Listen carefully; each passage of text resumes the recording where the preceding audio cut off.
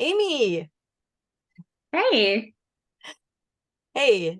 So I'm so delighted to be joined today by the brilliant Sousa, Amy Souza, Mhm. alias Known Heretic on YouTube, Substack, and wherever you get your, information. Amy is a women's rights activist, an educator, a lecturer, a facilitator. Her work focuses on embodiment, boundaries, intuition, instincts, and sense perceptions as internal authority building practices and safeguarding basics, which is it's a mouthful, but it is so beautiful and so wonderful.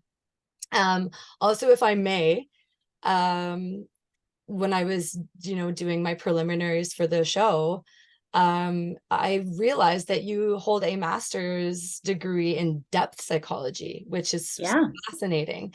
And it is defined, for those who aren't aware, as a therapeutic practice and theory that explores the unconscious and the relationship between the conscious and subconscious in psychology. So that is very, very, very cool. I've been a big fan of yours, Amy, for a while, and you've been a really big inspiration and just love of mine. So I'm so glad to have you here and welcome.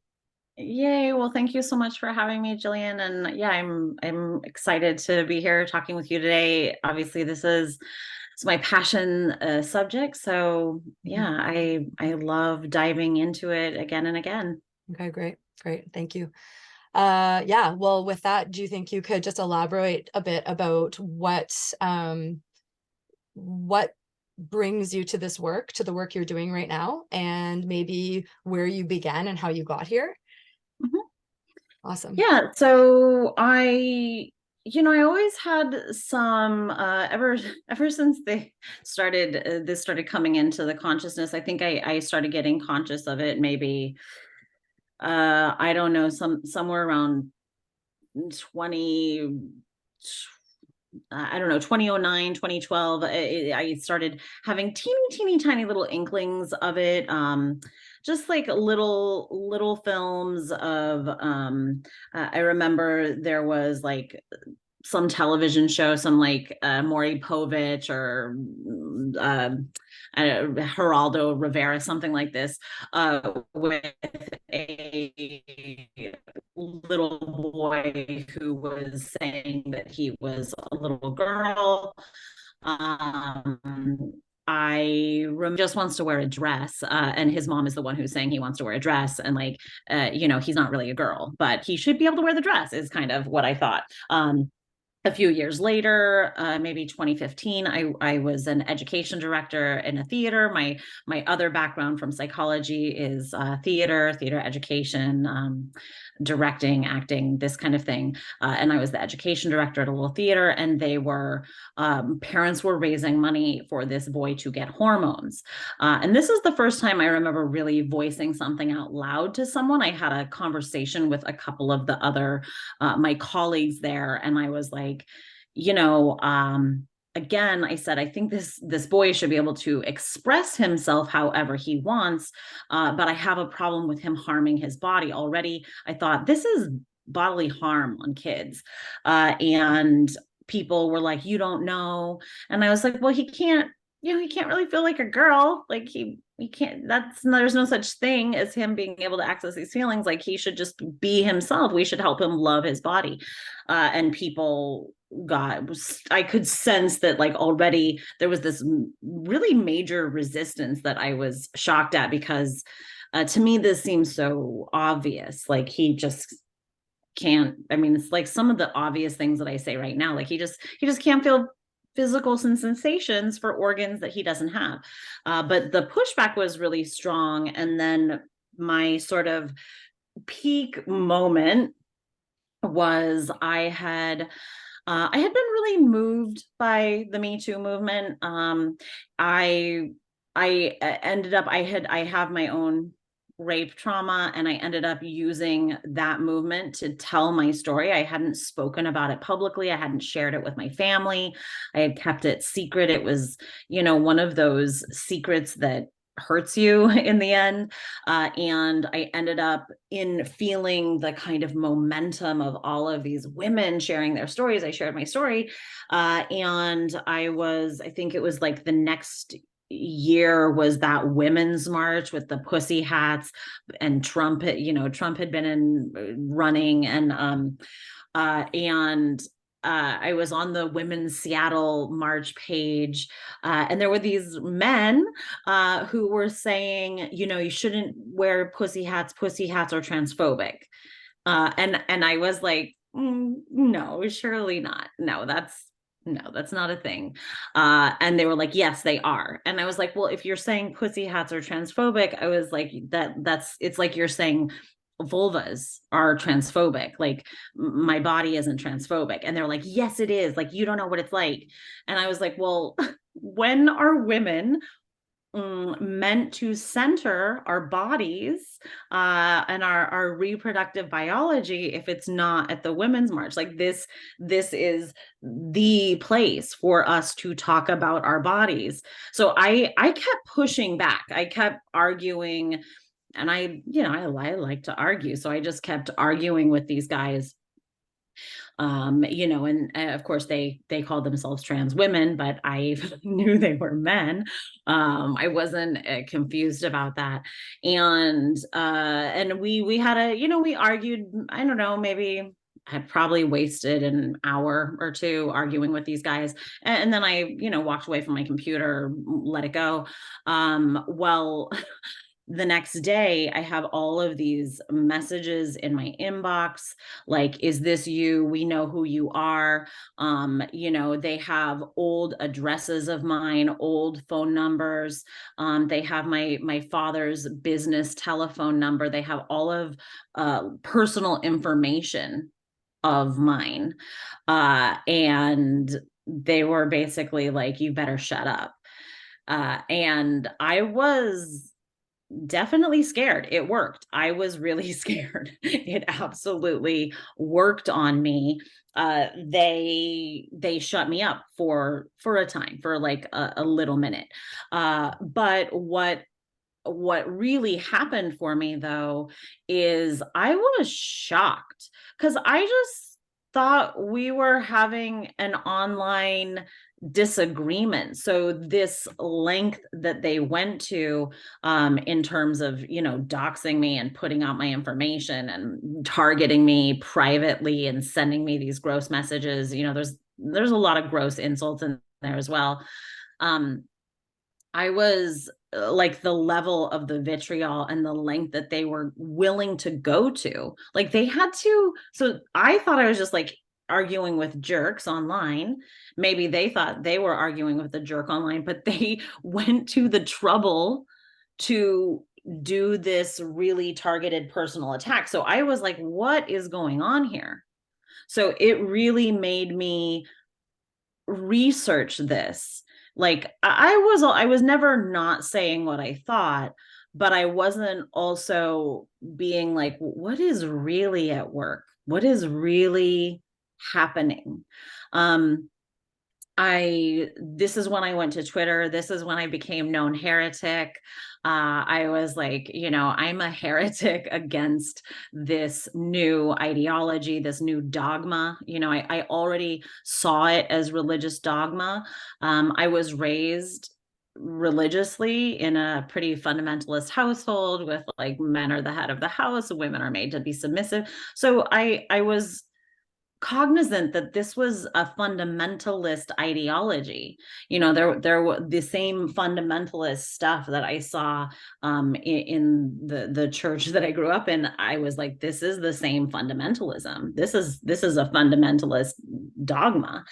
So I went on Twitter. I talked to a bunch. I started researching, finding women, men who were saying things, reading as much as I could about it. reading Sheila Jeffries, Gender Hurts, reading articles that were out there about this, finding out as much as I could and speaking as much as I could. Then I was on Twitter arguing. I did a lot of, I don't argue as much on Twitter anymore. I just put up my posts. But at that time, I spent a lot of time arguing because it was really helping me hone and understand, here are the arguments being made for this ideology, and here I'm trying to speak my logic against it.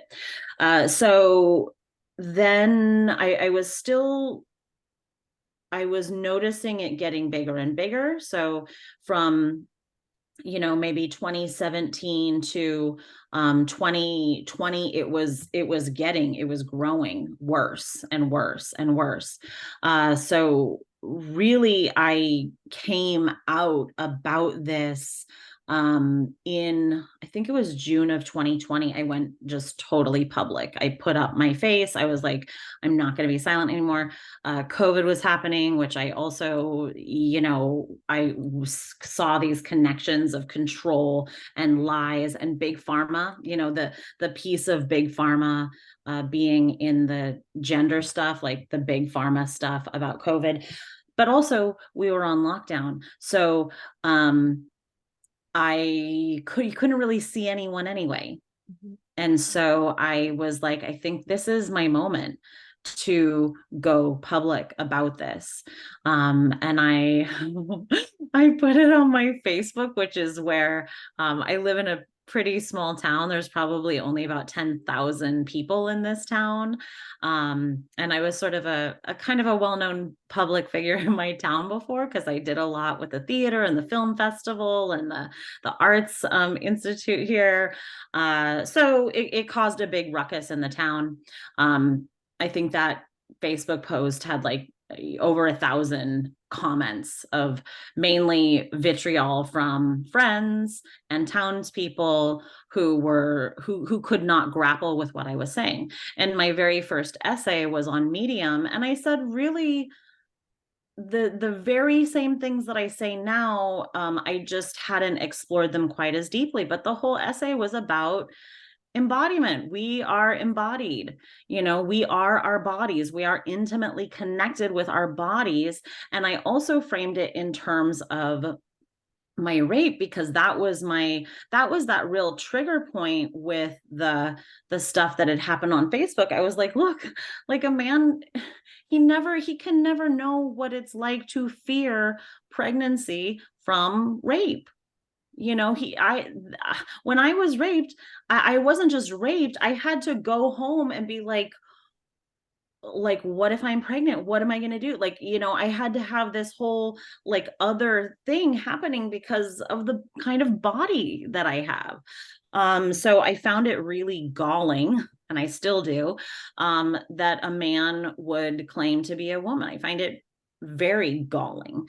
And everyone, all of my kind of former liberal minded artsy friends were kind of part of this be kind ideology, the be kind stuff. They were like, we don't know what they feel. And I was like, well, I don't know what a man feels, but I know he doesn't feel like a woman. And I I think I had made some sort of other comment to this. I made some, I don't make as many comments like this anymore. But there was I don't know, some guy who said he was trans, and he said, that he had a neo vagina. And I said something to the offense of heads up, Karen, your open wound is not a vagina. Your inverted penis is not a vagina. I don't remember how I framed it, but it was. But my friends were like, you're a transphobe, you're terrible. And I was also shocked, because I was like, why is no one why is everyone going along with this? What is happening? And people accuse me of weaponizing my rape. My literal friends who had taken care of me during my rape. One of them posted a comment on my page that said, if you believe this and you do not reject it, then it's like your rapist killed you all those years ago. I don't know you. And then all of my other friends like. Um, and it was so horrible and shocking. I was just shocked, and I immediately was like, these people are caught in a cult thing, because I just can't imagine saying something that horrible to anyone. And then they were saying things to me like, if you want to prove, if you want to be my friend, you have to prove you're not hateful. And I was like, if a 20-year friendship didn't prove to you something about my character, then I don't think there's anything I can do. Wow. Wow. And because you're stating, men can't be women, trans women are men, and know that wound that the surgeons gave you from your healthy tissue of your body is not a vagina, but you are pretending that it is. And right. And you lost all of your social, pretty much you were Yeah, excoriated, the exiled. vast You were so yeah shamed. the I lost the vast majority of my social network at the time. Oh, But the other thing that I tell myself is, I had not yet shown them all of me. So in a sense, I wasn't giving them the opportunity to know me fully. And given the opportunity, they did reject me. But then I really knew who my real friends were. The friends who did not reject me, they were my true friends. And I had to go through that process of letting that go, because I would rather have friends that I truly love and trust, and have like a few very important people in my life, than a really big network of people that I can never be my true self around. yeah. Well, and it sounds too like the beginning of your sort of intro into all of this was on the basis of child protection, child Mhm. safeguarding, or concern for what, sort of where the ideology was going, in the sense of there's a child that wants to wear dresses and there are adults around them saying, well, maybe they're the opposite sex. And instead of going, well, why don't we just let them wear dresses? Because there's lots of kids who don't gender conform, and that's okay. And let's just let them do that. And I mean, I think for a lot of us, that's the big argument, that it's like the biggest thing in our hearts is it's okay that kids don't gender conform, Yeah. because remember, gender doesn't exist. Yeah. And remember. Remember? And so if gender doesn't exist, then then it doesn't matter what you dress like, or what you want to do with, your hair, or what kind of clothes you want to wear.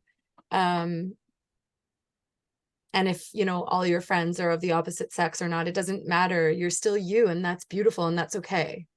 And yeah, we've gone sort of off a cliff in so many ways at this point. Wow, you've really been through a lot. That it does sound really scary what happened to you in the beginning. Like, that would have scared me for sure.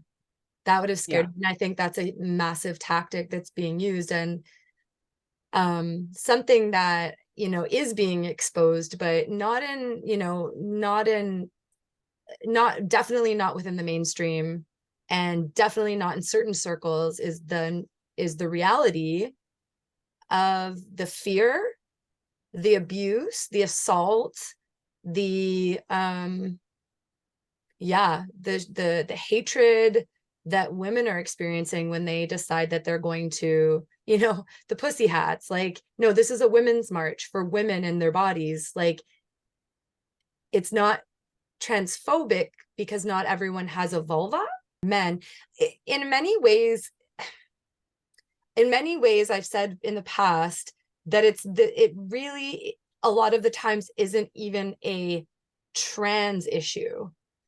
A lot of the time what's going on is we're having an issue where there are men entering and attempting to invade and appropriate spaces and bodies, identities. And again, you know, I don't know, you know, you've talked about this a lot in your work, like about the idea of sex being an identity. Well, no, it's a lived biological state of affairs. It's not an identity where you can identify as, you know, one of your recent YouTube videos was, you can identify as a, you know, an Aries or a Pisces. You can identify as an actor or a filmmaker. You can identify as, right? But it's something that is a inbuilt biological state, is not something that you can identify as. And you know, you've mentioned this, and I think it's worth mentioning again, that you can't, it's also, it would be interesting to sort of do the mental gymnastics wherein we're appropriating or ascribing a feeling to a organ of the body, a uterus or a penis or a vulva or a vagina or ovaries. There are no feelings that are ascribed or that exist within those organs. And this is all, this is your these are your teachings. So yeah, it's really sort of put some things into clarity for me over the last few months. Which is really hard though, because there are, you know, I want to talk about your DSM work, because it's wonderful and quite poignant, but it's, you know, what do we do with these phenomena that are occurring, that wherein, you know, whether it's the rapid onset or you know, what do we do with these phenomena? Because whether or not they are physical reality, they're happening, right? So I know that's a big question, and we can skip that if you want, but like, I love that question. Let's go there. So I'm just going to ground it by kind of following through with what you were saying about my work before. We have to really separate what is mental. Okay, what's an idea? What's something that I'm thinking with this analytical, abstract prefrontal cortex? What's a concept? What's a mental concept? And what is an embodied physical or emotional sensation? Okay, those are sensations. Those are physical. They have a grounded reality. So for example, being a woman, that is not a who. It's not who I am according to my identity. Being a woman is a what. It's the what of my physical experiencing. It is what I am physically experiencing, regardless of who I think I am. So whatever I think about myself, I am physically experiencing the experience of being a woman. That's my physical experience. The same as I'm physically experiencing being a human or a mammal, which is or also, an animal. Also referred to as a developmental pathway, correct? Mm-hmm. Right. So we talk about the scientific categorization of organisms according to their form and function. You know, so you can be an animal, or you can be a plant or a fungus. You know, so I am an animal. After after an animal, you can be a mammal, you can be a vertebrate, you can be an invertebrate or vertebrate, right? I'm a vertebrate, I have a vertebrae. Then you can be a reptile or a fish, or a marsupial. I'm a mammal, that's the kind of vertebrate I am. Then you can be a rodent, or a canine, or a bovine. We're primates. I'm a primate. Then you can be a great ape, or well, I'm sorry, we are we well, it doesn't matter. You can be a monk. Let's say we're primates. You can be a monkey, or you can be a human. We're humans. So so then you can be a man, or you can be a woman, so all of these things are to be more and more and more specific about the kind of developmental process I'm on, about the kind of form and function that my body has. Now, again, my body has these forms and function regardless of any concepts that I hold about myself. So when we talk about trans, there is no such thing as trans. It's a concept. It's an idea. It's abstract. There is no biological reality to the notion of trans. All men are men, all women are women. Everyone who's an adult human man is a male. I'm sorry, everyone who's an adult human male is a man. Everyone who is an adult human female is a woman. The only kinds of humans that exist are men or women. No other kinds of humans exist. And for anyone who watches this and wants to throw in the intersex gotcha. The intersex is when you have ambiguous genitalia. Those are the really specific conditions. There's a broader number of DSD conditions. Not all of them have ambiguous genitalia, but differences of sexual development or disorders of sexual development. There's about 40. All of these known conditions are sex specific. Our sexual developmental path is mutually antagonistic, So meaning once. can I just ask you a question there? So correct me if I'm wrong. So this means that even within that an anomaly or abnormality, differentiation, let's say, even within that differentiation of the development, every cell in their body would still be attributed to either male or female. Is that correct?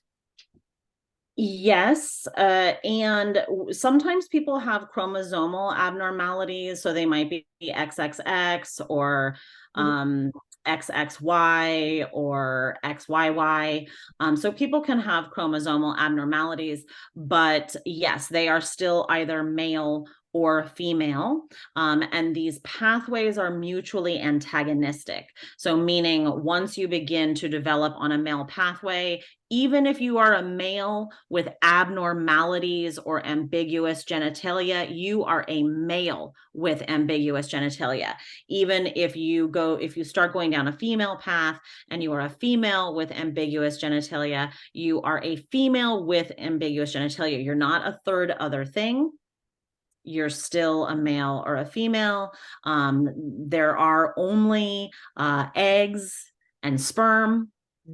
So you're on a developmental path that would potentially create sperm or potentially create eggs. There's no spregs. This is a big argument. This is actually always the argument that people, when I get into it, that people want to use is the intersex argument and the vast array of anomalies, genetic or chromosomal anomalies that may happen or that may exist, and using that argument as a C, well, exactly, as a gotcha, as a C, there are all these things and there are so many things we don't know.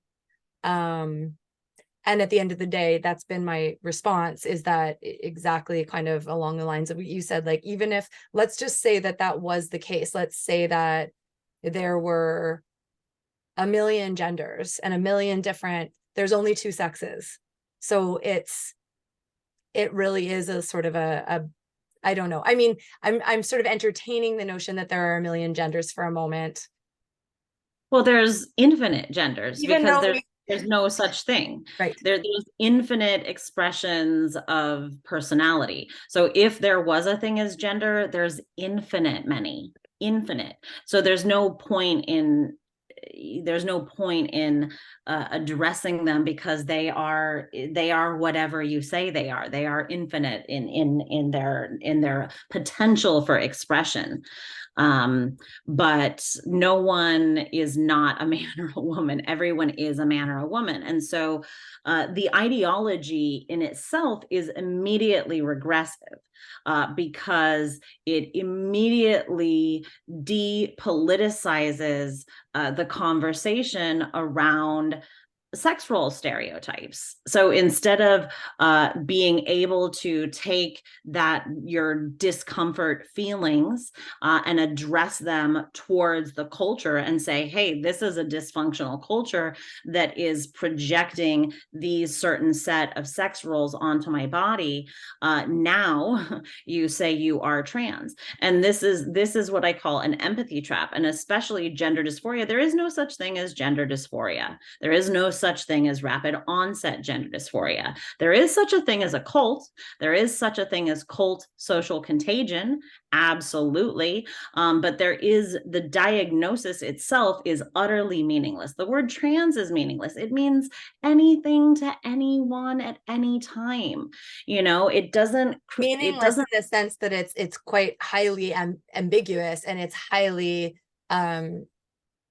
subjective. Like, it's not right. Yeah, it's applied to male fetishists who get off on themselves dressing as a woman and everything that Genevieve Gluck talks about in sissy hypnoporn. The men who literally get off to themselves being abused while they dress as women, and it applies to girls who have been sexually abused, and so they want to cut off their own body parts so that they are not hypersexualized. You're referring to the term, the diagnosis of gender dysphoria, this ambiguous diagnosis that is being given. I'm talking to trans. Right. I'm talking about trans first, right. to say that these two sets of people, the autogynephile who self-sexualizes as a woman, and the 13-year-old girl who wants to cut off her breasts and go on testosterone because she's been sexually abused, these two people have nothing in common. Mm-hmm. And yet the umbrella term trans right now covers both of them. This is to point out that this term, it means whatever you say it means. It doesn't have a discrete, definitive meaning. These two sets of people have nothing in common. Now, the autogynephile is different than anyone who says they are, quote, gender dysphoric, but the diagnosis of gender dysphoria takes up about 10 pages in the DSM, and the diagnostic criteria that it uses to figure out whether you have this thing called gender dysphoria amounts to stereotypes. Do you like certain haircuts? Do you like certain clothes, toys, friends? It has to do with really narrow regressive stereotypes. So you may have discomfort in your body. You may reject your own body for some reason, but it doesn't mean that you have, quote, gender dysphoria. Just like, in Scientology, you get, quote, audited, and then they tell you, the reason you feel bad is because you have these body thetans. Well, you don't have body thetans. There's no such thing. So someone might come to a therapist and say, I feel bad. They may feel bad, but the reason they feel bad isn't because of, quote, an identity that's incongruent with their body. Gender dysphoria. No one has gender dysphoria. There's no such thing as an identity incongruence with your body. There's no right or wrong identity to have in your body. So there is dissociation from your body. There is self-hate. There is self-rejection. But there's nothing truly wrong with your body. And this is why I go into what is this feeling when a man says, I feel like a woman. Well, there is a cycle, like it's clearly like it has to do, right? You're in the mental environment now. You're not in the physical environment. You're in the mental environment. There is a mental in your there. There is no mental feeling. Right. There's only Right. sensational feelings. Right. So it's not a feeling. It's Right. an idea. Yeah. It's not a feeling at all. When a man says, I feel like a woman, well, he can't physically feel the physical sensations of a woman's body. So it's not a physical sensation. So it's And not physical. there's no woman specific emotions. Any human can have any emotion. So it's not an emotion that he's feeling. So it's an analogy that he's making. It's a mental analogy. It's an obsessive thought that he can't get away from. Just like the anorexic who says, I feel fat. Well, she does not feel the physical sensations of having an obese body, and nor does she feel a fat emotion. There's no fat emotion. So what she has is a mental conception. She has an obsessive mental thought in her head that she can't get away from, that's not based in anything in reality.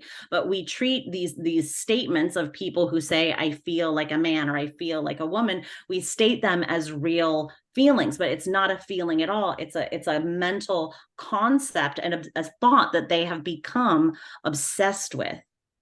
And so the whole diagnostic criteria, the whole DSM is set up as it's a manipulation, and I know that you are into some medical freedom stuff.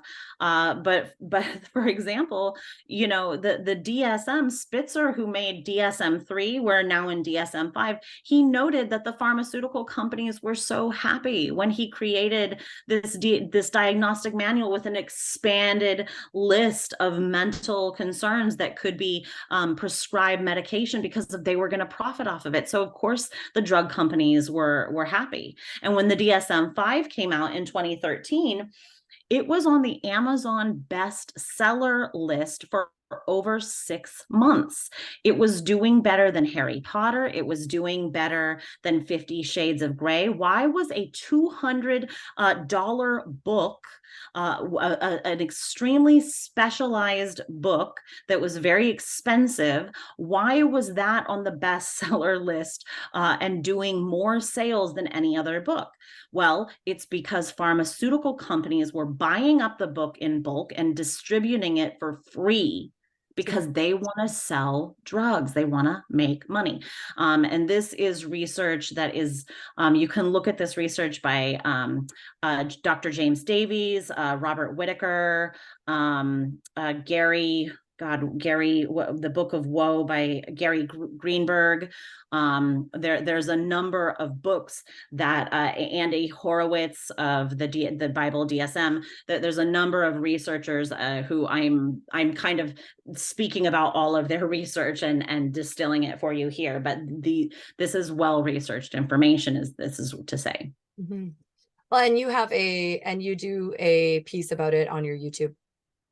Yeah. So anyone can check it out there too.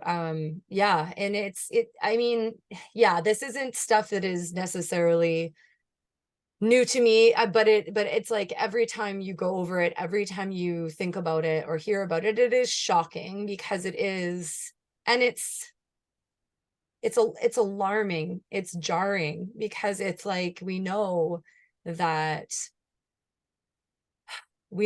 people are making money, and we know that there is, I hazard to say corruption. I don't know if it's necessarily that, but it's definitely I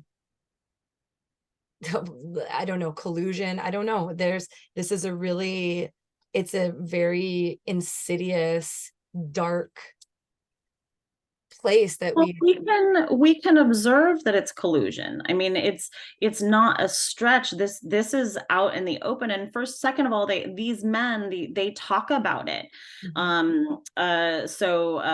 Kay Yang, who she has observed, this is the collusion of the state. This is I sit on a call with Women's Declaration International.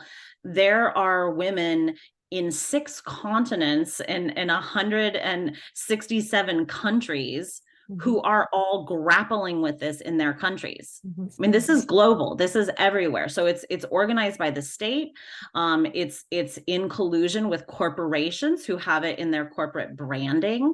The out leadership who has like 98 of the world's highest, biggest businesses. They talk about the market, the purchasing power, the market purchasing power of the LGBTQ market is $5.2 trillion. Every major NGO, the Human Rights Campaign, the UN. Like a lot of the former LGBT activist networks, former LGBT awareness, all the funding that would go to former LGBT groups is now going to trans groups. And I'm glad you brought that up, because I did have a question about the SDG. Well, as we both know, the UN SDG number 5, which is the gender equality, which essentially just renders the definition of women and girls to include men who identify as women, thereby leaving no clear distinction to the definition of women and girls in the sort of, the global governance structure that is quickly ramping up to sort of take over all of the definitions, like across the board globally. Yes, and as you've mentioned, of course, like being adopted wholesale globally, institutionally, corporate structure level. And on that, like, what do you think, I guess getting back sort of down home for a minute, what concerns and dangers do you think this poses for women and girls? I know there's so many, and again, some of the writing you've done about women in the global south, especially having access to spaces. I would encourage anyone to read the work you've done on some of that. You've got some great links there too. It's horrific, but like in your sort of, from your position, what concerns does this pose for you? Well, there's immediate concerns and there's long-term concerns. So immediate concerns are the absolute upheaval of women and girls' ability to organize and fight for our rights on the basis of sex.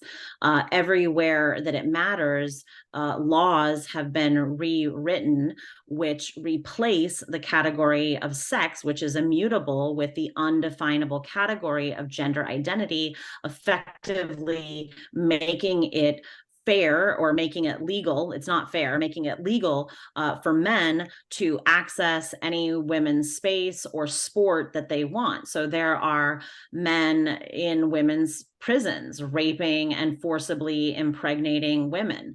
And I wanted to, excuse me, Amy, just to that, I've had people say to me, does that really happen? But does that really happen though? And increasingly we're hearing stories, and again, not on the, none of our mainstream media is reporting this. We have the Central Broadcasting Corporation, the Canadian Broadcasting Corporation in Canada. That's the state sponsored media that doesn't report on any of these things, but it is happening. So sorry to interrupt. Yeah, it's happening. Again, it's happening globally, and absolutely everywhere that it exists, women are being raped. Where men are allowed in women's prisons in the UK, in Ireland, in Scotland, here in the States, in Washington, in California, in New Jersey, in New York. These are the cases that I can think of at the top of my head, but absolutely everywhere that men are allowed in women's prisons, women are being raped. Many are being made forcibly pregnant. This is a huge problem. There's a number of organizations, Keep Women's Prison Single Sex, UK, and Keep Women's Prison Single Sex, US. I know Heather Mason is doing work on this with CASBA in Canada. Amie Ichikawa is doing work on this in California. Both Amy and Heather are formerly incarcerated women. This is a huge concern. Also, women's sports are a huge concern. Men are just dominating women's sports right now, and women and girls are being subjected to men in their locker rooms, in their bathrooms, in the spa, in their women's naked women's spa, in all of the spaces where women used to have privacy and modesty, and private spaces for them to be unchanged. There are men. And we note that there is only one sex that gains an advantage from claiming an opposite sex identity, and that's men. Women aren't trying to go, women who are claiming an opposite sex identity aren't trying to go into men's prisons. Of course they're not forcing themselves into men's spaces. They wouldn't want to go into men's prisons because it's freaking dangerous there. They don't gain an advantage by claiming this new identity. Women who claim an opposite sex identity can't compete in men's sports. They literally cannot compete. So only men gain an advantage. So here's the thing too.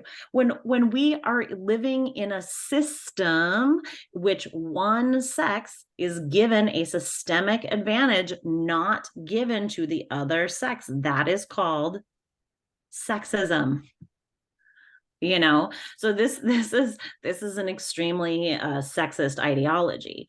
But the bigger problem, as Jennifer Bilek has said, this isn't really an issue about competing rights. It's not really about, quote unquote trans rights. There's no such thing as trans versus women's rights. So even if these things are important, women's rights are obviously important, but this is much bigger. This is about reality versus anti-reality. And we have to ask ourselves what's coming when we see this in every major NGO on television, at Costa Coffee, not Birkenstocks, but Doc Martens. It's on branding everywhere. It's in friggin' Target. Everywhere. Everywhere. It's not even everywhere. It's big pharma, it's big banks, it's big tech. And what is happening? Kids are taking these puberty blockers younger and younger. The surgeries are getting better and better. So we are living in an environment in which a generation of kids is being socially engineered in a way in which they will no longer be able to recognize one another based on sex. So what is happening to humanity when we are in a system in which a sexually dimorphic species is being socially engineered to no longer recognize one another? This is a human rights atrocity. This is nihilism. This is very dangerous and scary stuff. I think about the inbuilt mechanisms that we have biologically, evolutionarily, I think about tribal communities, hundreds of years ago, or even more recently, the women and children are at home alone because the others are gone. And who's left at home for a time is the women and children. Well, you look up on the hill a half a kilometer away or half a mile away, and you see a rider on the top of the hill. We have inbuilt mechanisms that enable us to identify the sex of that individual from far away. And those are for survival purposes, right? And we absolutely are, like, those are being erased. But even more a more realistic contemporary example is children in schools. The concerning to me is the notion that they're being told, don't believe your eyes. You cannot trust your eyes. You can't trust what you see. You can't trust what your senses and your instincts are telling you. You cannot rely on that anymore. You have to, ask the person what their pronouns are. Don't assume. And so we're going on what someone tells you, which harkens back to what you were talking about regarding feelings versus ideas versus a physical reality.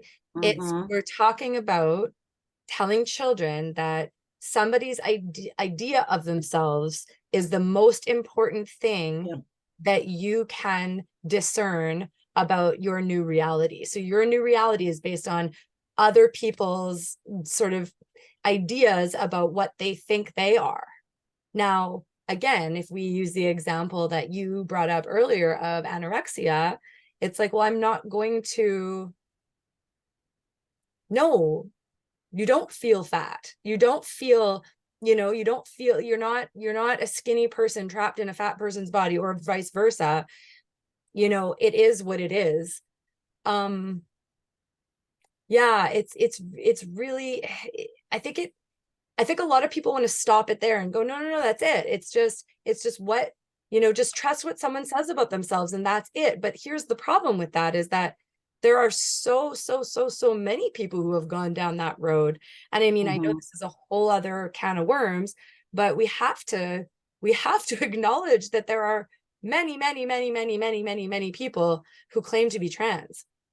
And 6 months, 2 years, 5 years, 10 years down the line going, oh, you know what?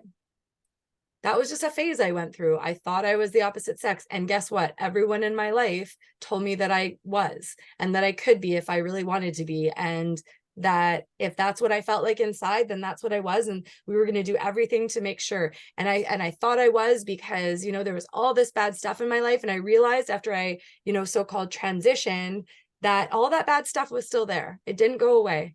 Yeah. And all those drugs and all those hormones and the surgeries didn't help me, because we weren't addressing the real issue. So all this has happened to so many people going through like horrific body altering surgeries.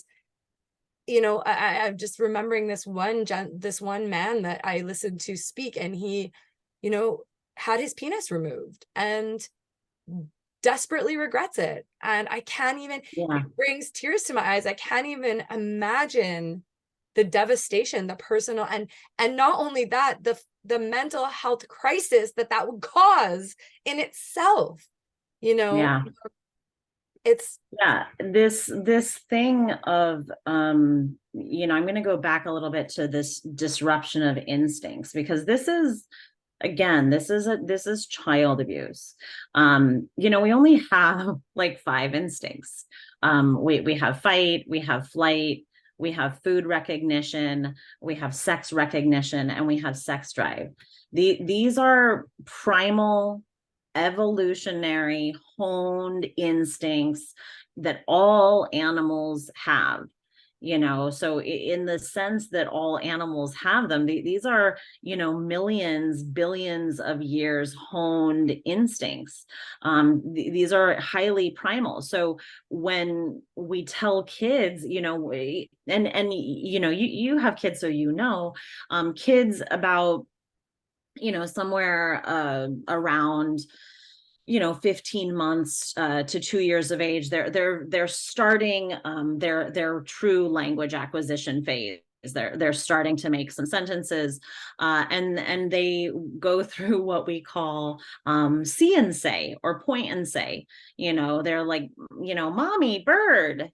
And you're like, yeah, that's a bird, or they're like, daddy, tree, and you're like, yeah, that's a tree. And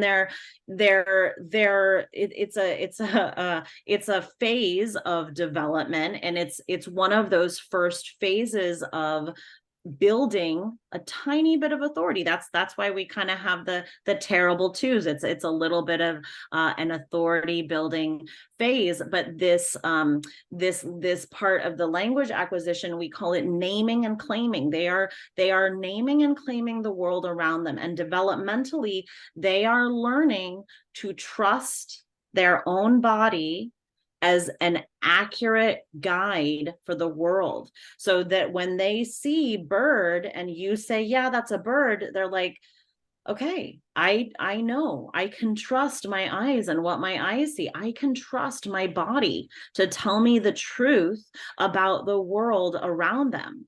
So when we have kids now, as young as preschool, this is literally, kids are getting indoctrinated in their daycare. So before they even reach kindergarten, they're getting indoctrinated, and a teacher is telling them, they say, "You're a girl," and they say, "No, I'm a they," or I'm a him, or they say, "You're Mr. So and so," and he says, "No, I'm a she." So these teachers are telling kids, they're literally telling kids, you cannot trust your own body to be an authority on the world around you. So this is a total safeguarding failure in terms of building bodily autonomy, bodily trust, and boundaries. This is wrecking their boundaries and bodily ability to create their own personal bodily autonomy in their lives.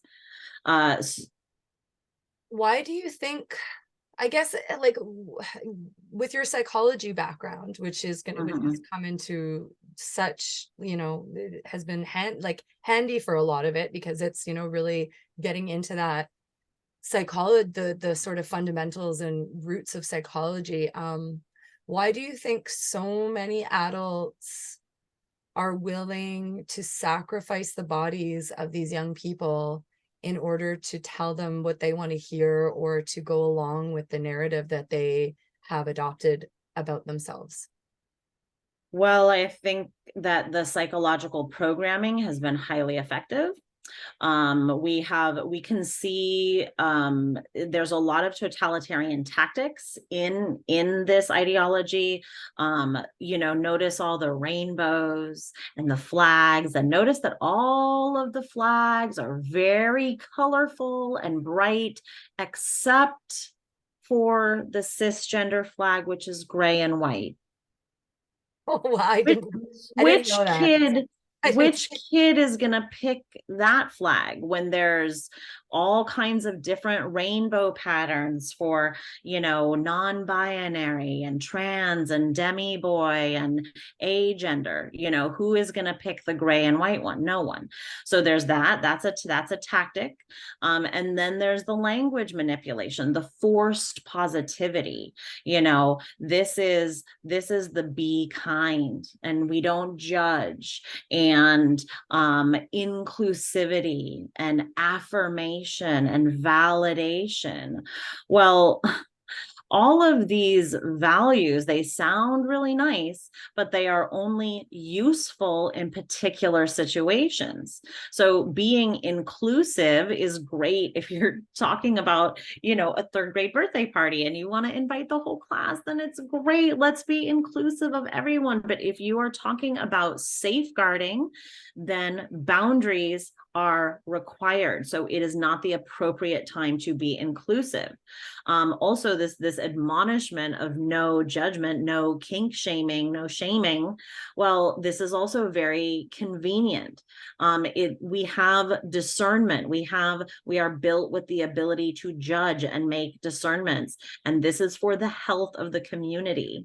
So these tactics are very powerful, and psychologically, we know from things like the Ash conformity experiments. I don't know if everyone is familiar with those experiments, but they basically there was one student who was basically the only one student was the only participant, but he would come into a room where there was 12 students, and he thought they were all taking the experiment. Now he was the only one being experimented on, and they would show him a collection of lines, and they would say, it would be like a medium length line over here, and then there would be a medium length line, a long line, and a really short line. And they would say, which line matches. But it would go all the way around the room before it got to them. And everyone in the middle would say line B, which was clearly like the bigger line. And it comes to him and he's like, what? Am I wrong? Am I crazy? Everyone is saying line B. I don't get it. It's clearly line A. Those are the lines that match what? But by the end, he picks line B because that's what everyone says. So this pressure to conform to the group is very strong. We also know think about it in our history and what we have. I think about it in terms of Romeo and Juliet and also Oedipus. Both of these plays have this. In Romeo and Juliet from the 1500s, we know that, or 1600s, doesn't matter. We know that when in the play, when her cousin has been killed, and she says, I don't care that my cousin has been killed. What's worse than this? I have no care about that because Romeo has been banished.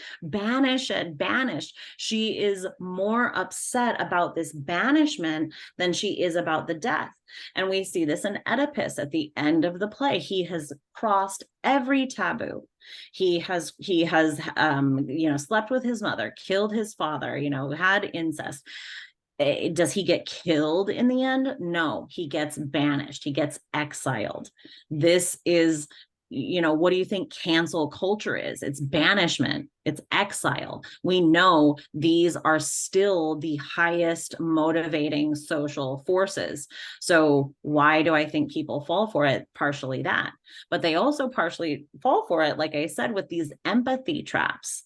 Our natural empathy should be, to wince at a child in pain. Am I repeating myself? Did I already say this here? I can't remember what I've said here and where, but if you say, if I tell you about FGM, hey, in the Sudan, in Africa, on the continent of Africa, in the Sudan, they are practicing FGM on young girls. You say that is horrible, that is brutal, that should never happen. You have this wince response. It's part of our sympathetic nervous system. We respond to other people's pain with an embodied response. But an empathy trap is how we disrupt that empathetic response. So now the empathetic response is derailed because now I'm thinking, instead of thinking about, oh my God, there's thousands of kids in this country getting their genitals mutilated. Now where our empathy is derailed into the notion of the poor trans child. This child is just gender dysphoric and they need, quote, gender affirming care to help them.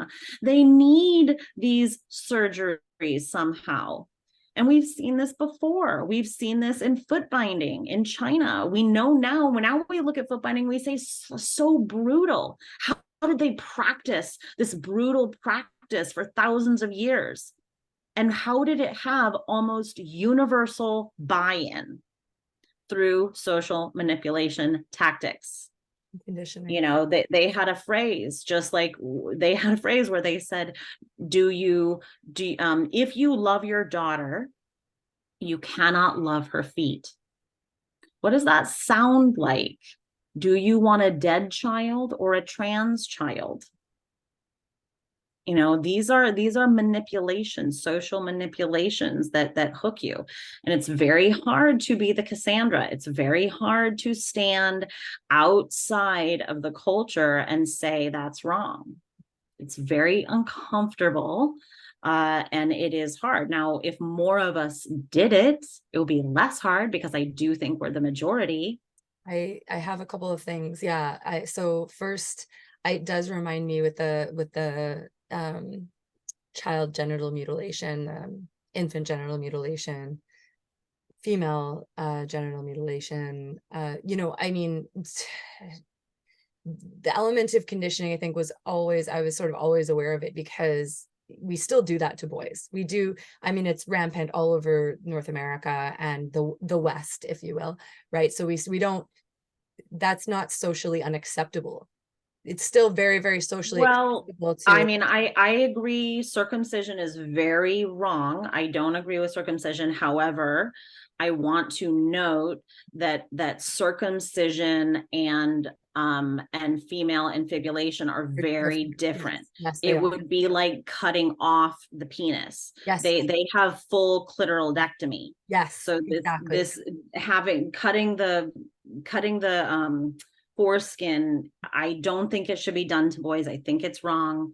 I just want to I just want to be clear that they are not, boys can still experience sexual pleasure. We do have to. With FGM, there is only pain. There is no more sexual pleasure. And the same with these child genital mutilating surgeries of neo vagina, neo penis.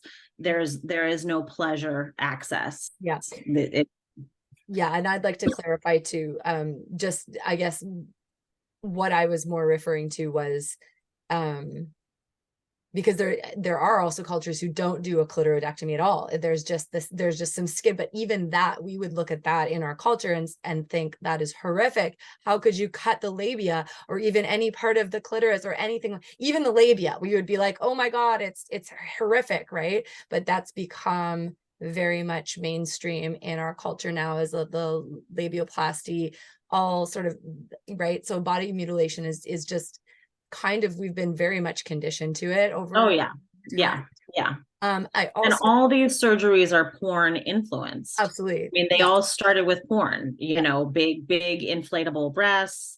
And as you said, the labiaplasty, these surgeries are, the trans surgeries are very porn influenced.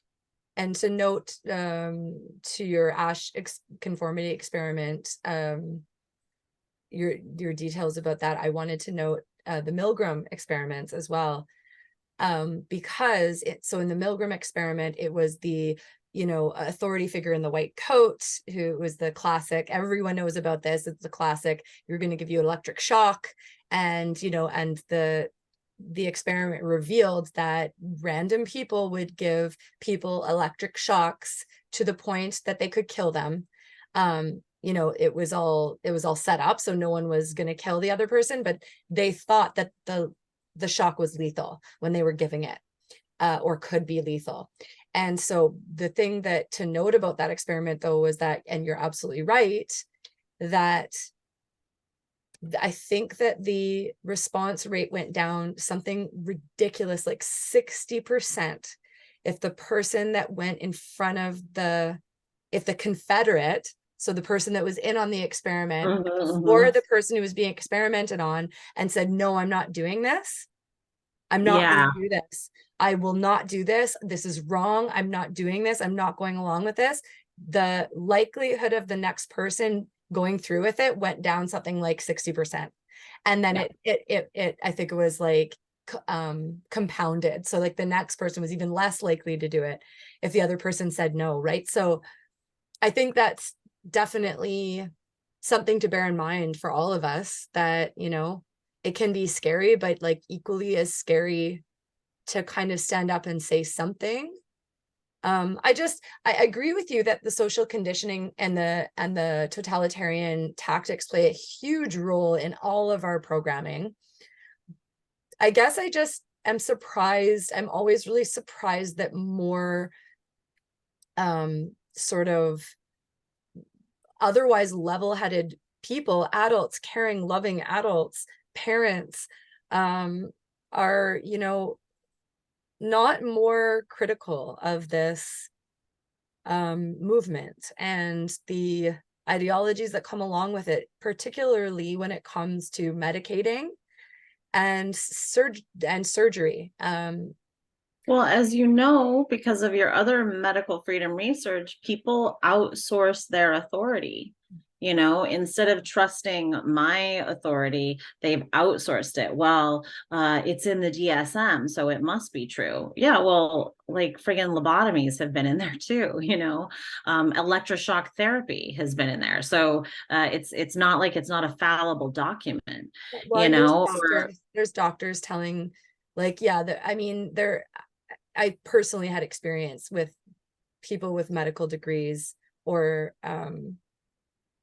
PhDs, not necessarily verbatim saying it straight to people, but not sort of stepping in and disagreeing when people say, oh, puberty blockers are totally reversible, and they just don't say anything. And it's like, so these are the authority figures. They're not, in certain instances, they're not disputing any of it. And in other instances, they're telling full-blown fallacies to the population, to you know, unsuspecting and otherwise sort of unknowing people who are looking to these people, as you said, for authority, for some sort of answer. They're being told, no, they're totally reversible, and we know that they're not. You can't. And the whole halt thing puberty. is a consumerist model of healthcare. I mean, there is no I mean, it seems ridiculous. Like if you put it in other terms, if you take it away from gender, you know, if I went in and I was like, you know, I don't feel good about myself, and you know, I feel really depressed, and my doctor was like, well, I'm gonna prescribe you some lip fillers.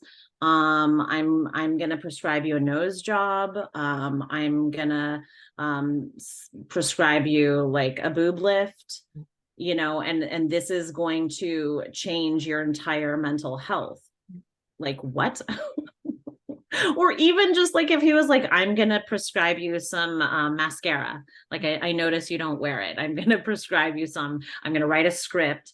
Like why would purchasing external things, why would that change my mental health? You know, this notion of consuming as a way to get out of your condition. And again, it is depoliticizing, because again, now I'm not critiquing the system that is making me feel this way.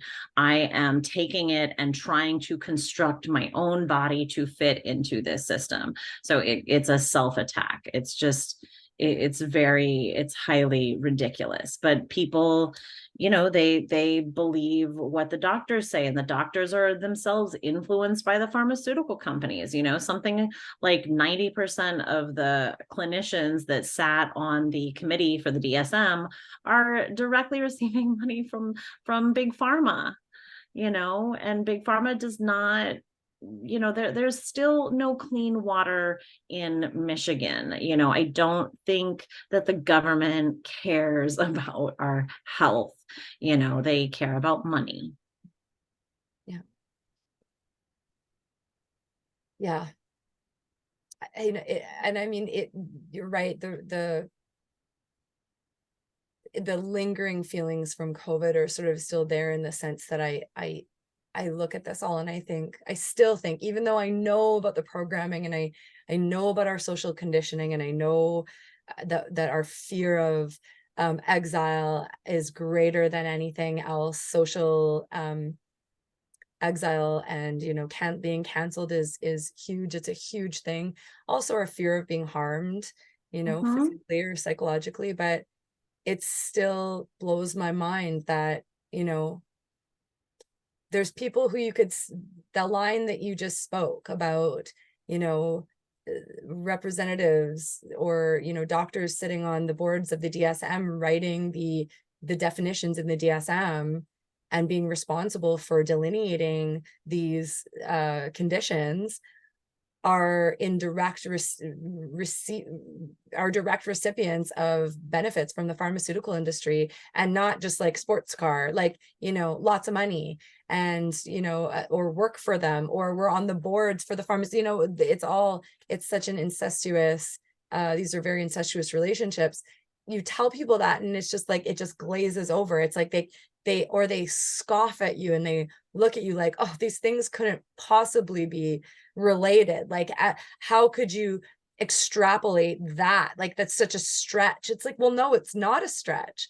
Like, you get a child on pharmaceuticals and you damage their body, and oftentimes they have to then maintain, or they feel like they have to maintain those pharmaceuticals, you know, or something else, right? And Or any children that are captured, you know, 8, 10, 12, and get them on puberty blockers, those kids represent over $1 million over the course of their life. not to mention the fact that, like, what happens to a child whose body isn't allowed to go through puberty? We don't know. Well, we anything. know a lot of things. We know their endocrine system is disrupted. We know that girls develop early onset menopause and early onset osteoporosis. We know that there's cognition issues. Lesbians United has they have a great PowerPoint that explains all of the long-term side effects of puberty blockers, which disrupt almost every single known system. So these kids are going to be, lifelong medical patients no matter what, the moment they step on. Forbes magazine reported in 2021, there's an article in Forbes called Trans Tech is a Budding Industry, so why aren't you investing? And they note that the surgery business alone is an over $200 billion industry. That is bigger than Hollywood, to give you the scope of that kind of money. That's like, So there is that's big money being made from this. verging on like military industrial complex type money. Anyone who wants a great Netflix series, it's what do you call it? It's dramatized. It's not a documentary. But the series called Painkiller, which is exposing the billionaire family, the Sackler Foundation, and how they profited off of Oxycontin, knowing that they were creating addicts. What we're seeing in the gender stuff is very similar. And you see, the lines that they have these characters play, the way that they treat doctors, the way that they, not just treat them, but treat them, the way they pay them to come and lecture and give them money, and the way that these doctors get hooked. And you see that they do it knowing 100% knowing the harm that they are causing and not caring, because they are making money hand over fist. Yeah, absolutely. And I mean, even the not knowing is like, it's almost like it's better to know, the least you know, the better. The least anyone knows, the better, because they know they can get away with it, right? And I do want to clarify my statement from earlier, about we don't know. You're absolutely right. We do know. We have a lot of information about the physical effects, but I guess what I was referring to more is like the psychological, the long-term psychological effects. Yeah. This, we're just starting this right now, this sort of wave of kids not experiencing puberty. And when people say, they're reversible, because I'm sure that, like, kids that go off these puberty blockers after a time, yeah, puberty starts to set in fairly quickly, probably, rapid, but it's never going to be, those hormones. You can't just, Well, and them back. puberty, yeah, puberty happens at a set time, so you just don't go through puberty.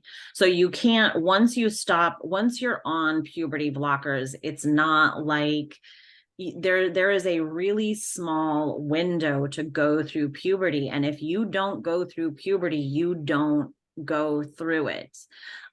So that's why we see a lot of these detransitioners who have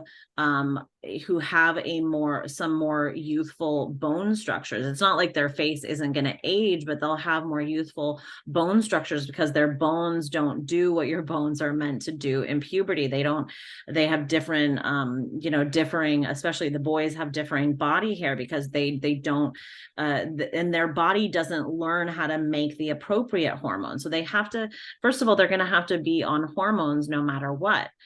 So even if they go off estrogen, let's say, they're going to have to take artificial testosterone. They're caught, they're in it, they're lifelong medical patients no matter what now. It's Yep. It is. It's very concerning too. I mean, people ignore detransitioners a lot. I mean, there's been a lot of efforts to highlight their voices and stuff, and I think that that's wonderful. But yeah, we can't ignore the fact that, like, there are a lot of people who thought they were trans and simply weren't. And I mean, I know what you said about the sort of calling into question even the the term Well, itself. no one is trans, even if people It's are. not it's not a thing, because you literally can't be the opposite sex. No, And you that, so can. how do you deal with when people say, well, you're erasing or you're denying someone's existence, you're erasing someone's existence? That there is a lot of hyperbole in this movement. Mhm. So that's a kind of hilarious hyperbole. Like, especially I love it when people are arguing with me and they're like, you're saying I don't exist. I'm like, I'm arguing with you, aren't I? I'm not like ignoring your existence. I'm treating you like a human being who friggin' exists. um to accurately observe that a cult is incredibly harmful is not to deny the existence of cult members. I can say, there is no such thing as Scientology. There's no such thing as body thetans. There's no such thing as going clear. Everything about this ideology is harmful. There's nothing true about this ideology. They are in it to make money. They're making money from you. Anyone who goes into that religion, they're there to profit and take from you. They're not offering you anything, and there's nothing true about it. But do I think that the people who, go to get audited within the ideology in the Scientology classes are real? Yeah, those are real people who are getting abused by a dangerous cult. So yeah, I think that the people who buy into it, and there's like Scientology, there's gonna be people who buy into it. And they really believe it. They really believe they have a body thetan and they're going to get audited and eventually they're going to go clear. And this is something that's going to happen for them. They have bought it hook, line, and sinker. We know cults are very easy to fall into for vulnerable people who are looking for outlets. We know this is the case. So there are people who have bought into this ideology and it provides them an instant community. I mean, look at how much, everywhere you go, first of all, people friggin' have signs in their yard about it. There's flags in every single storefront almost that you go into. It's on product packaging, including cereals and ice cream and cookies. I see the logos everywhere. So I can see why it's so attractive to go into this, because you have an instant community and you have an instant amount of people like those men were fighting against me. You have an instant amount of people who have your back and who are like, if I say I don't like your ideology, they now have an instant amount of people going for it. There's a woman named Jennifer De La Sega is her name. She works for Partners for Ethical Care, which is a parent organization. And she has a story about her daughter. Her daughter has now desisted, but her daughter was caught up in this for a while. There was a boy at school. He was a little more popular than her daughter, and he called her by her given name. She got him called into the principal's office on threat of being suspended. He had to publicly apologize to her for accurately referring to her sex and her given name. He used a she, her pronoun and her name. So think about the power that this girl, who was feeling like kind of a social outcast, a little uncomfortable at school, all of a sudden she had this authority and the full weight of the school behind her, and she got to say to this boy who was a little more popular, you are going to be suspended, you are in trouble, you're called into the principal's office. And there's a lot of power to be had here, unless you bow down to me and pledge your allegiance. So when you join this cult, you have instant social credit globally, everywhere. Well, and there are laws, like I know Canada, I think it's Bill C-16. It might be a different bill, but I believe it's embedded into Bill C-16, which has been encoded into the Charter of Rights and Freedoms, which is our constitution. that you're criminally liable if you go out of your way to, well, if you purposefully misgender someone, you can be criminally liable for that. So Yeah. it's And pretty. look at men like Jonathan Yaniv and Morgan Ogier. Look at how they have taken that and run with it and absolutely abused women and sued women and because of the way that they have been entitled. I mean, just absolute entitlement. A lot. It's a lot. Wow.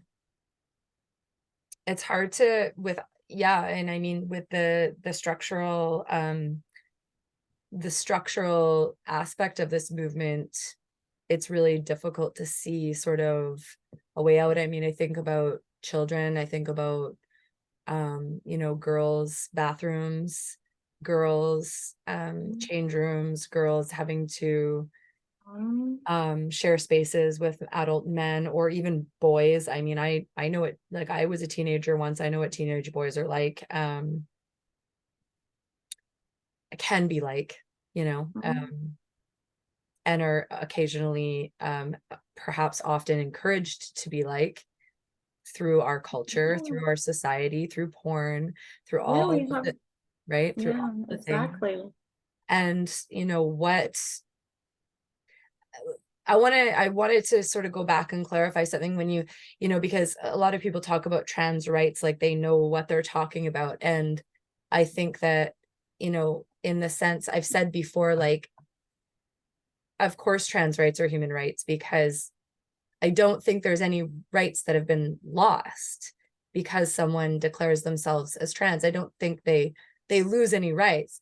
These are not rights, these are entitlements. The difference is exactly they feel now entitled to go into the spaces of women and demand that they are allowed to be in, and they are. And like the girl in the school with the boy who needed to pledge his allegiance, these all people who assert themselves as, all men who assert themselves as women are allowed to, through the charter, the Constitution of Canada, go into any space that they want.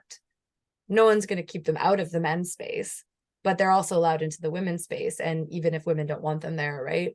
And it's the women who suffer the consequences of that. It's the women who are ousted. It's the women who are exiled. It's the women who are ashamed and blamed and called Nazi and fascist and transphobe. And every conversation I've ever had with someone who disagrees with me about this issue mentions homophobia and racism, because they say what you're doing is just like, so they position it like, I'm not necessarily a homophobe or a racist, but I'm what I'm doing is just like homophobia or racism, which And this is a tactic, and it's called force teaming. They are trying to force team those issues onto this issue, which has nothing to do with it, because this is not the uprising of a marginalized class. First of all, those are both civil rights issues that had arguments. They won by the merit of their arguments. These people are no debate people. These people have no arguments. That's why they use totalitarian control tactics, kicking you off of social media, banning you from YouTube and Eventbrite and Etsy and your money-making streams. Women have literally been banned from their banks for bank accounts that their nonprofit organizations had. I mean, these are massive state totalitarian tactics that we're seeing. And not to mention, this is a homophobic ideology. The ideology itself is homophobic.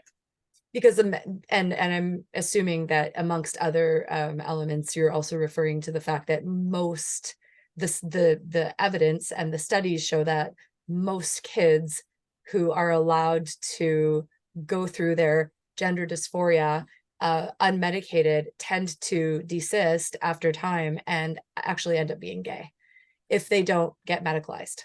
That's not what I mean, actually. I mean, that may happen. We don't know. I worry that they try to sexualize kids too young. So that may or may not happen. You know, a lot of girls who are tomboys grow up and get married.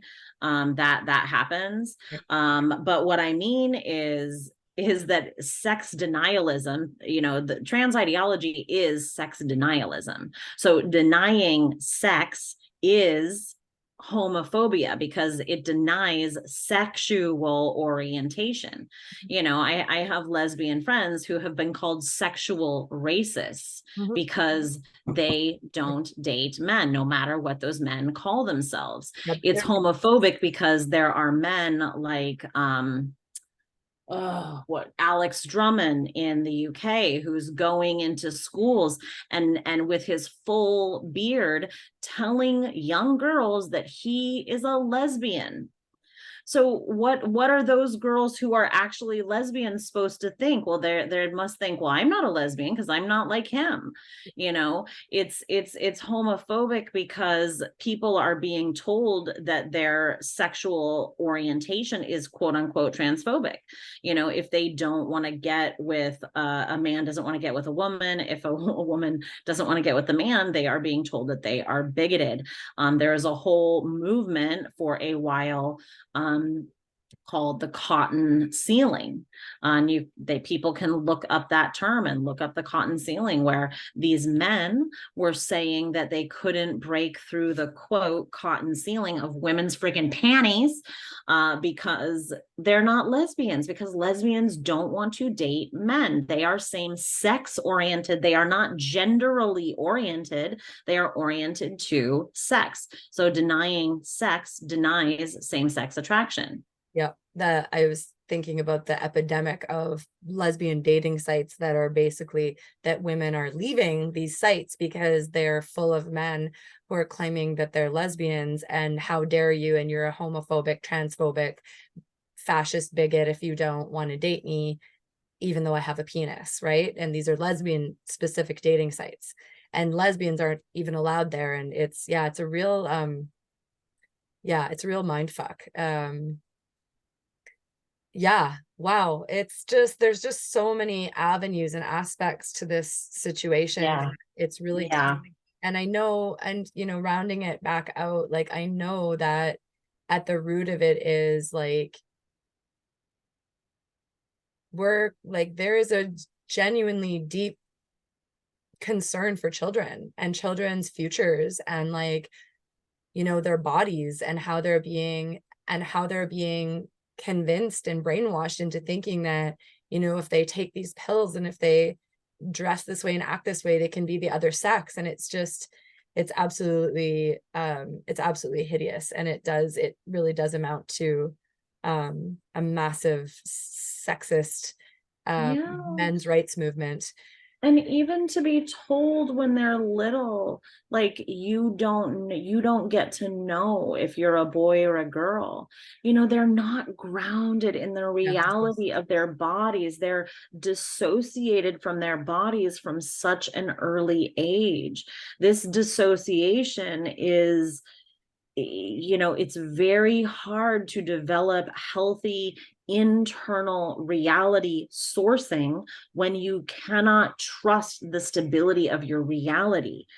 These are very dangerous positions. We are creating situations in which children are very vulnerable to predation because they are not being given the tools for internal sourcing and boundary setting.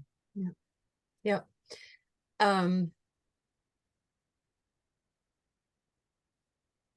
It's I don't know what your experience with psychology has taught you, or if you've come across this, but I was under the impression that around age 2, children start to understand, like, I'm a boy or I'm a girl. They start to want to sort of self declare that. And yeah, so that's where it gets interesting, right? Because then that's another argument that's going to be made, right? Is like, well, from the age of 2, my child just knew that they were a girl and not a boy. They knew right away. So their gender identity didn't match their sex because they were saying, I'm a girl. So I get what you're saying when you say sexualizing too early, or like sexing even too early. I don't know. It's Yeah. Well, and you see like how it's guided by these parents. You see, you know, and all of I have a collection of videos of parents doing this. So the script is very similar, you know, so they're asking, like, say they ask a little boy, you know, do you like to wear dresses? Do you like to play with dolls? Are you a girl? So they're putting a script in these kids' head that makes the kids think, well, I guess if I like these things, I guess that means I'm a girl, you know, and they're putting it into these kids' heads to question, you know. I've said, you know, I said today, you know, it's not quite the same, but I had two of my nephews and one of my nieces went through, I don't know why, but they all went through this Spider-Man phase where they said they were Spider-Man, and like they had this Spider-Man costume. It like yeah, they wanted to wear it all the time. They said they're Spider-Man. Anyway, you know, and there was like a certain playfulness among the adults of going along with it. You know, there was times when we would play along, and there were certain other times like, okay, well, you know, we're doing X, you know, you can't be Spider-Man today. Like we can't do the costume today, or Spider-Man costume has to be washed. Like, you know, there's always a coming back to reality. Like, yeah, we'll playfully entertain this, but this is reality, you know, like I have a friend who's my age who says she tells this story of this entire summer where she made her parents call her Tommy, and they called her Tommy, and it lasted a whole summer.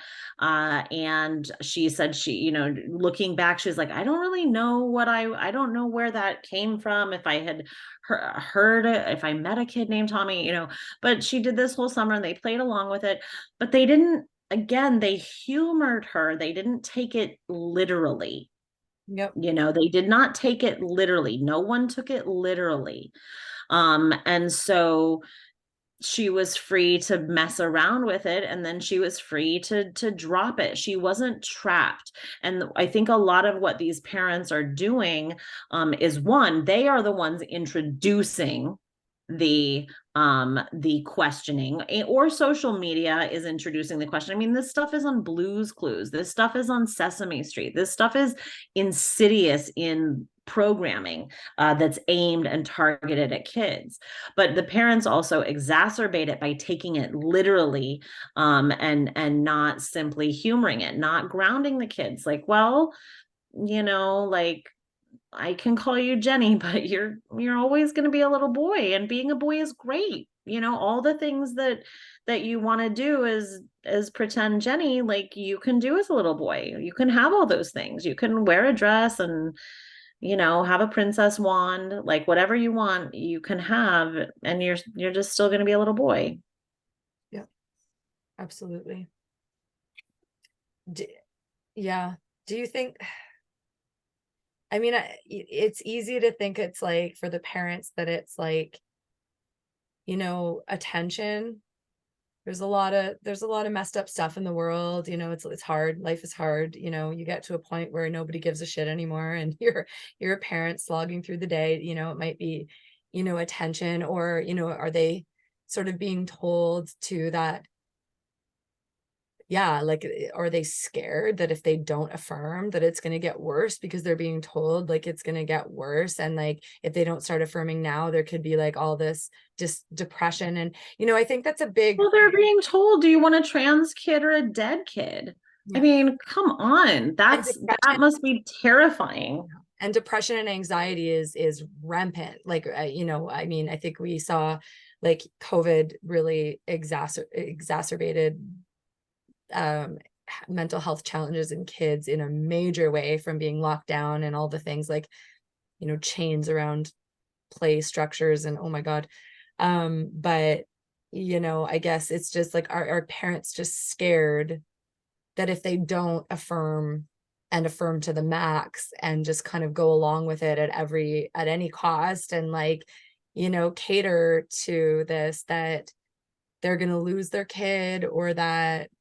Yeah, I absolutely. Yeah. And that's, again, that's part of the social media programming, because kids, first of all, we know that states are taking away kids. Washington State and California are both, what do you call it, haven states. So you can run away from your parents and come to Washington, and get a surgery without your parents' consent. Influencers like Jeffrey Marsh and some others are putting out videos and content telling kids, here's how you go no contact with your parents. So I think parents have every reason to be scared that their kids are going to cut off contact. And yeah, I think a lot of parents are think that, and a lot of parents do believe in it. I had this one mother who I was trying to talk to. She was a colleague of mine at some events that I was doing at the time. And she had a daughter she was calling herself trans mask. Now, again, to me, this looked like, like a little, I don't know, she was like 12, 13. Tomboy. Just looked like, yeah, she just looked like a tomboy, and she just looked like a girl who was really depressed. Like, she did not look happy. She did not look engaged. She did not look physically happy in herself. Just, to me, it reminded me of any, teenager, especially girl, who's going through just that real awkwardness and doesn't want to be sexualized. That's what she reminded me of. But I was trying to talk to this mom and just being like, like, your daughter's your daughter, whatever your daughter tells you. Like, her body is her body. She's always gonna, be a girl who's growing up into a woman. She's not gonna ever grow up and be a man. She's on a developmental path. And this woman said to me, she was mad at me, but she was like, it sounds like you're just saying, like, you get what you get and you don't get upset. And I was like, but yes, that's what I'm saying. Remember Born This Way? Remember You Born This get Way? you get what you get and you don't get upset. Like, this is the reality. And for any other reality, if your kid was, I don't know, let's say born without a limb, you would acclimate to that reality, but you wouldn't, like, you would accept the reality. And it's just insane that we don't accept the sex reality of our kids, and that we try to scramble them with all of these hormone blockers and wrong sex hormones, which are all artificial. They still don't change your sex. They're just scrambling with your brain and your body, and causing more problems than they solve.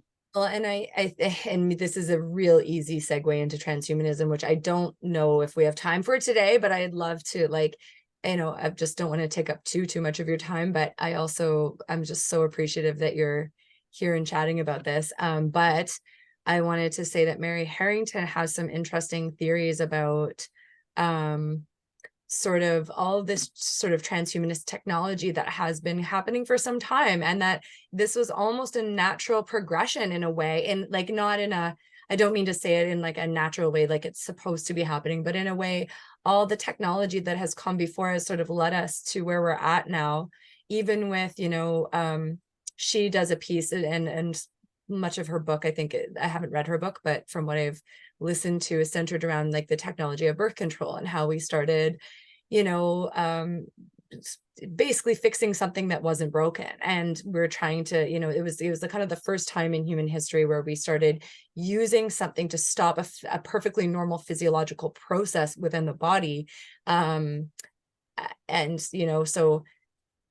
that being said, right, like, it's like, we learn to acclimate, but we also have so much pharmaceutical and medical technology. And, my views on that are, you'll have to wait till a different episode because I have lots of them. But I think the medicine eclipsed itself a long time ago with regards to being, it's doing more good than harm, because now I think we can see that a lot of it is doing much more harm than good, especially when we've created entire industries around basically only creating harm. Really,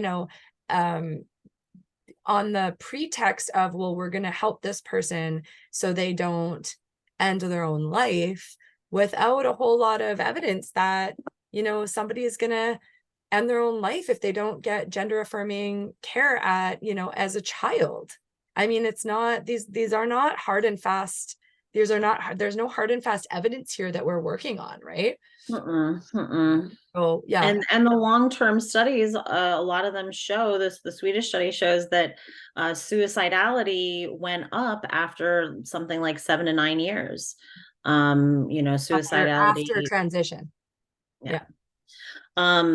Yeah, but transhumanism, yeah, I mean, we see how big pharma often comes in to co-opt organic movements. You know, there was the consciousness raising of the 60s and the women's health collectives, and they were giving each other pap smears and taking control of their own reproduction, you know, and then comes along the pill, and this women's health collective thing turns into the, you know, sexual liberation movement that you know, that benefits men. You know, being promiscuous doesn't benefit women. It doesn't benefit our needs. It benefits men. You know, and there's a lot of great transhumanist stuff out there. Kay Yang talks about it a lot in The Great Reset of Motherhood. She goes into this. Jennifer Bilek really exposes Martine Rothblatt. He has a book called, everyone should read this book, called Transgenderism to Transhumanism. This is the plotted course that we're on. Everyone should read the Denton law firm papers. This course is being plotted. This is what they have in mind. This, you know, transgenderism is just the appetizer, and the main course is transhumanism. This is where we're headed. You know, and it's not a surprise to me that they interrupted the, you know, kind of Me Too women standing up for their boundaries with this transgenderism, which totally erases women's boundaries around our bodies. But yeah, absolutely. Transhumanism is the end game. They want us, they want these 15-minute cities. They want us all on AI. You know, I don't know if you know already, at least in the United States, Whole Foods is using your palm. They're scanning your palm as your money. You know, they want total control of women's reproductive anatomy. Again, when you raise this, what I said earlier, you're raising a generation of kids who no longer can no longer reproduce, and no longer recognize each other for their sex. Basically, reproduction will be in the hands of the state. And out of the hands of women. And you look at how targeted this is on women. I mean, look at how targeted this is in women's healthcare. You see it in all of our, you know, I was talking to a man today, and he was like, that's just happened by a niche person. I was like, it's in the NHIS, the healthcare terms and the revisionist language of birthing parent, chest feeder. It's in the doula world. It's in the birthing world. It's in all of women's health: cervix owner, vulva haver, menstruator. It is prominent in women's healthcare. He doesn't know how this is being. I was like, it's everywhere that I look. My own healthcare is being marketed to me in this dehumanizing way, and it's not happening to men. So he doesn't see it. It's not, you know, he's not being called an ejaculating parent, or an inseminating parent, or ejaculating person, or a testicle owner, or penis haver. You know, that men are not being targeted with this dehumanizing language. So it's not even just specifically at women. This is targeted specifically at mothers and motherhood. And one of the things that I do always say is, you know, you don't know what a woman is? Ask your mother. Ask your mom what a woman is. And respect your mother's labor. Every child has a mother who literally labored to bring them into the world. You should respect your mother's labor. But yeah, this transhumanism thing is to totally have, you know, birthing and control of the state and design our kids. And this is already coming. There's a great documentary on Netflix about this right now. Oh, I forget what it's called, but You can, I'm sure people can Google it up, but it's all about biohacking. Mhm. Okay. And yeah, I've seen the videos on those ectogenesis pods, right? Where they were, yeah, the designer baby, the designer pregnancy. It's a perfect pregnancy. You don't have to be pregnant, you know, it's And like, it's already happening slightly with surrogacy right now. These women get injected with multiple babies. They have forced abortions. They might have 8 viable eggs. Now you're having a forced abortion. I mean, it's just utterly dehumanizing for women. It's just really sick. Yeah. transplanting wombs and all this new Mm-hmm. technology that's happening. I'm hoping to ask you another. This is a bit of it's a bit abstract, and I'm going to try to make it a bit more specific, but Okay. it was in my head earlier. Now, like kind of the DSM aside, how do you think that approaching from sort of a clinical psychological perspective and a therapeutic perspective, how do you approach this clear and present phenomena? Because it's clearly here, it's clearly present. How do you approach this with kids, teens, parents? Like, what do you think is sort of the way forward? Yeah, like what's the way forward and how to approach this? Because it's like it's happening, right? People are insisting, it's embedded structurally. What do we do? I think that the best thing that we can do is building resiliency through embodiment, really grounding kids in the primacy of their bodies. This is done through one, just doing physical activities with kids, swimming, playing a sport, going on a hike, going on a walk, doing some yoga, whatever, dancing, whatever that kid likes to do, grounding them in activities in which they need their bodies as their resource that connects them to those bodies. I mean, I don't think it's not an accident that this whole thing really blew up. It really blew up tenfold during COVID because kids were locked in, not outside on screens. I hear that parents who help their kids desist do a lot of physical activities with them, but doing physical activities is already it's a way to build resiliency and inoculate them from getting drawn down this path. If you value your body, if you need your body for the joy that you find from life, you're much less likely to cut up your body.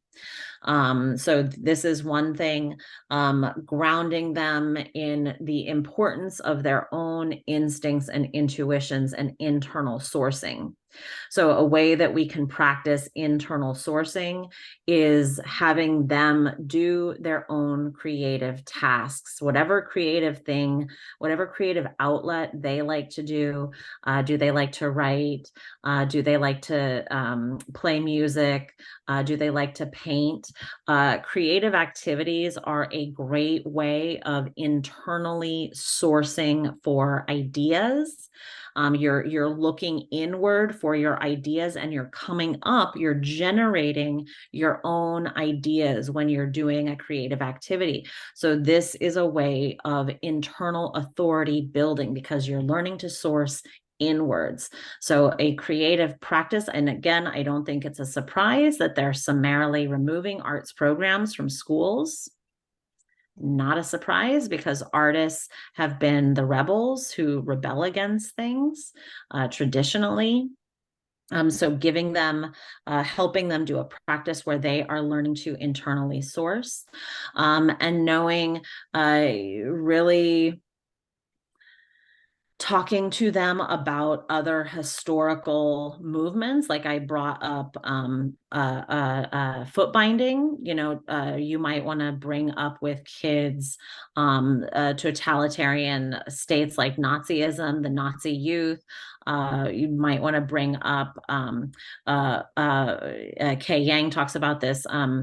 The Mao's Cultural Revolution.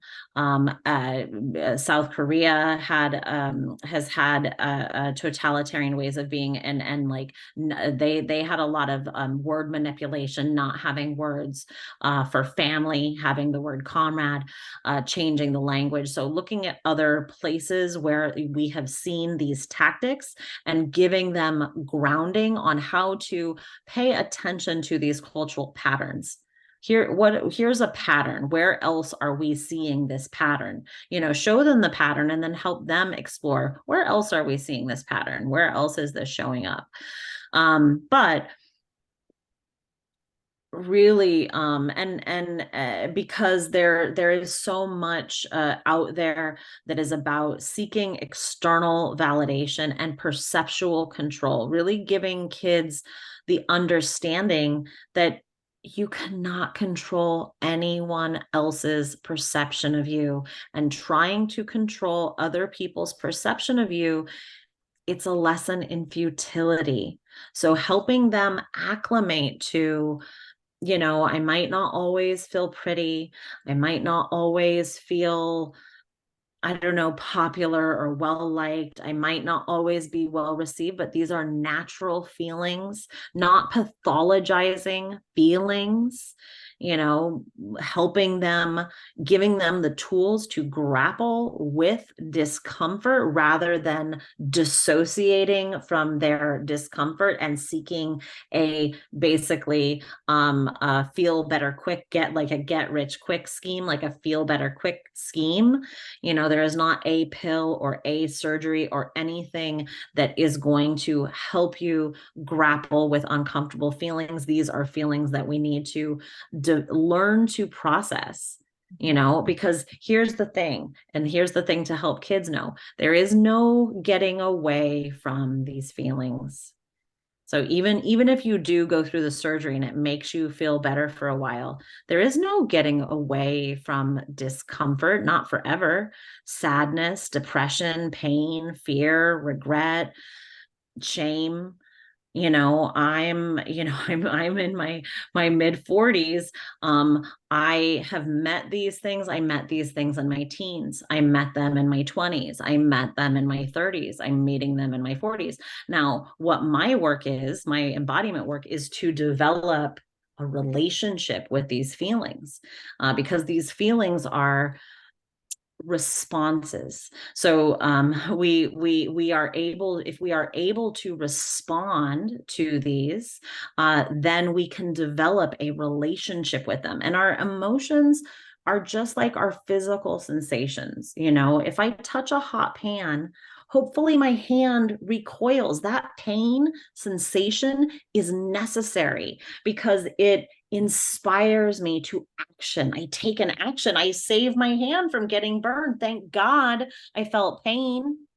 If I didn't feel pain, I wouldn't have taken an action. So if I feel depressed, well, why do I feel depressed? Is it because my social circle is really actually quite mean to me and they're putting me down? Maybe I need to change my social circle, not take a pill so I can grapple with this. Maybe it's my job environment is toxic, or it's just not fulfilling. It's not what I need to do. Well, it's good that I have this depression because it's going to inspire me to do something else. I bring up Gavin de Becker all the time. He talks about the gift of fear. He's talking about imminent danger situations, but he talks about when that intuition comes up, when that fear intuition pops up, respond. Don't ignore fear. He talks about the root of intuition in ter means to protect.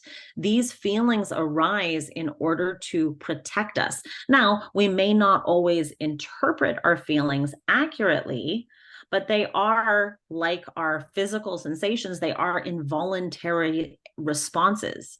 You know, you can't help feel pain. You can't help feel fear. And the more that I learn to process these emotions, the better I am at being responsive to them. So instead of being so scared, like, oh, shame is coming up. I don't know. I want to dissociate. I don't know what to do. I'm going to dissociate. I'm going to, you know, drink 3 shots, or I'm going to smoke pot, or I'm going to get, you know, genital mutilation surgery. I'm going to dissociate from my emotions. Now shame comes up and I'm like, okay, well, what's really going on? Talk to me. You know, what are you trying to tell me? What are you trying to convey to me?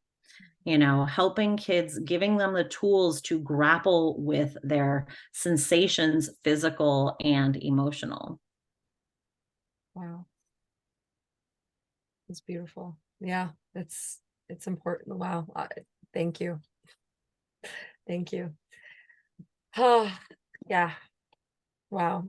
Your work is so beautiful, Amy. I'd like to tell people where to find the courses that you offer. Is it at knownheretic.com? The courses are on Little Red Reverberations .com. So that's my business. I need to put up new courses. I don't think I have any courses listed right now. Maybe after this interview I'll go and put up some courses, but I won't be offering a new round until November, but in November I will be offering new classes. You can also contact me through Little Red Reverberations for I do some one-on-one work with women as well, women who want to develop their intuition and learn how to really develop their own resiliency and inner sourcing. But I write on theknownheretic.com. That's my Substack. I have my YouTube, which is at Known Heretic. My Twitter is my biggest platform, which is at Known Heretic. Instagram and TikTok are both at Known Heretic. At Known Heretic is my biggest platform. Little Red Reverberations, that kind of plays on my love of using the Little Red Riding Hood tail as a safeguarding tail. And it's some of the other courses that I do, like the Women Who Run with the Wolves course that you know about. I also do an intuition and imagination course, where kind of some of the things that I was talking to you about, using imaginative skill sets to inner source. I do that in a class as well. So that's where you can learn more about those things that I do. But I think I don't actually have any offerings up right now. I'm a little oversaturated, I guess, with things, but I will be. You can just, even just signing into the website, it puts you into my mailing list. So you know, anyone who signs up, I'll send you an alert for those classes and things when I'm ready. Wonderful. And I will speak to my experience. I am taking the Women Who Run with the Wolves class, and it is an absolutely magical, sort of inexplicable experience. And Amy, your teachings are just so powerful and so wonderful, and you do it so gracefully and so beautifully. And I would recommend it to anyone. So yeah, and I'll put as much as I can in the show notes, as much of the information that was given here as I can. So I really, really appreciate your time so much today. And Yeah, thank you. yeah, there's a lot going on. There's a lot to cover, and I really just appreciate your time and your energy that you're putting into this, and standing up for women and girls, and the energy and work that you've done is just so, it's unbelievable. And it's so, I don't know, I mean, I don't want to sound cheesy and like so brave, but it's so brave, and it's very important. And thank you very much. Yay, thank you so much. I've loved Yeah, having you. thank you. I've loved chatting with you. Awesome. Okay, we'll see you soon, Amy. Okay, bye-bye.